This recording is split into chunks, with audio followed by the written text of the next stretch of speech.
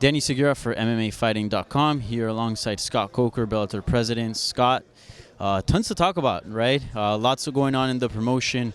First of all, big signing with Lyoto Machida. I know you guys haven't really said who he's going to fight yet. He told me he wants to fight around October. Maybe not a specific name, but do you guys have an idea of what you want to do with him or how you want to match him up? Would he get an immediate title shot or maybe a title eliminator bout, or would you be looking to set him up with somebody else? Yeah, this signing just happened, I want to say 2 or 3 days ago, and then we had all these announcements and everybody's been busy. But Liotta did tell me one thing. He wants to fight in both weight classes, and he wants to stay busy, and he will fight anybody. So, I think we have a good 205-pound weight class for him to compete in. I think we have good 185ers for him to compete with. I think that one of the fights I'd love to see is maybe the winner of the Gegard-Rory fight at some point, next year, fight with Liotta. He told me he wants to fight Fedor as well. So we'll see. I mean, he's got a lot of good fights ahead for him. Is that a fight you guys would entertain, Fedor Emelianenko versus Liotta? Let's see how Fedor, comes out in the tournament. He's got his hands full with Chael, and if he becomes the champ and Liotta wants to fight Fedor, why not? Why wouldn't we put that fight together? That'd be a lot of fun. Obviously, Liotta is a huge key for the Brazilian market. Does Bellator have any plans in going to Brazil anytime soon? I'll tell you, he just made it easier to want to go, or not, to actually go, because I think with Vanderlei Silva, with Douglas Lima, with Lyoto now, with the Pitbull brothers, we got some great Brazilian fighters, and I think we could put on an amazing card. And it's to me, it's about the logistics and the operation down there. And we're working with Viacom trying to figure it all out. But at some point, I think in 2019, you will see us in Brazil with all these stars. Now, the man he beat in his last fight, Vitor Belfort, also fought out his contract, if I'm not mistaken, and he doesn't have any plans on retiring, at least from what I know. Is that a signing you'd entertain? I'm not sure if he's a free agent or not, but if he is free, we should have a conversation. Why not? And let's talk a little bit now about Tito Ortiz. Is he still under contract with Bellator or no? No, Tito Ortiz is not under contract. I think somebody told me he's doing something with Golden Boy. So, listen, he's a legend in the sport. I like him, I respect him, and I wish him good luck.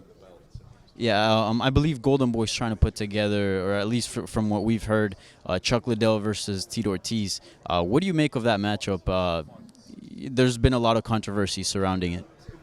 Yeah, you know what? I'm not sure. I mean, to me, it's both are legends in the sport. Listen, we've done some legend fights like that, and in Japan, when I was working for K1, they definitely did a lot of crazy stuff.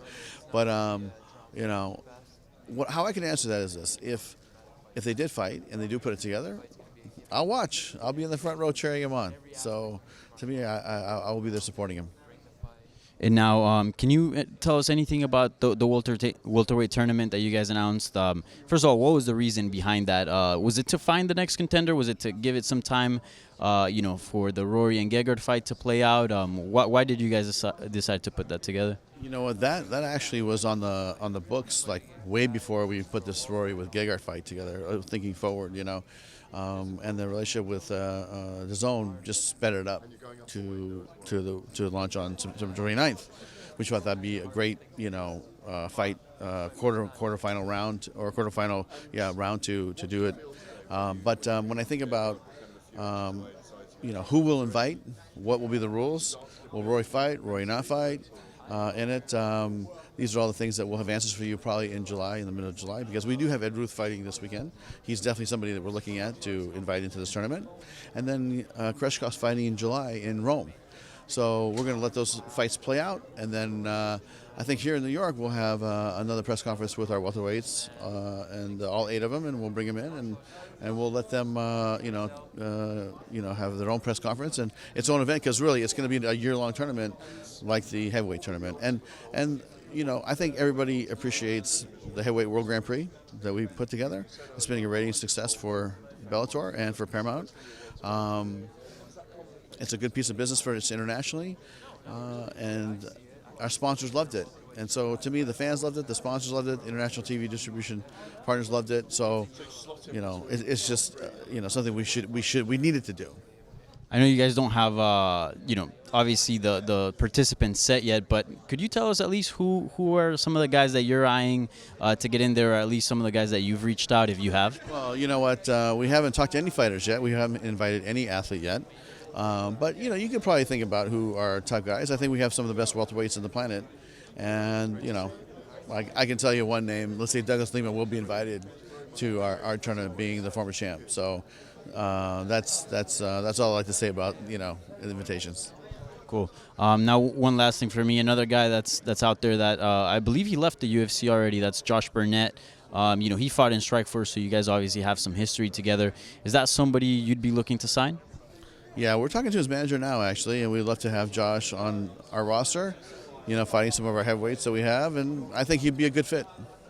Any other guys out there that you have your eye on that perhaps Bellator can pick up this year? You know what? There's a couple guys that I think Rich is talking to right now, but I'll just keep that close to my vest here and let them kind of work it out or not work it out. And but I will say this again, if you're a free agent, give us a call. We're here and we're here to stay, and we're going to be in business. Thank you, Scott. Thank you.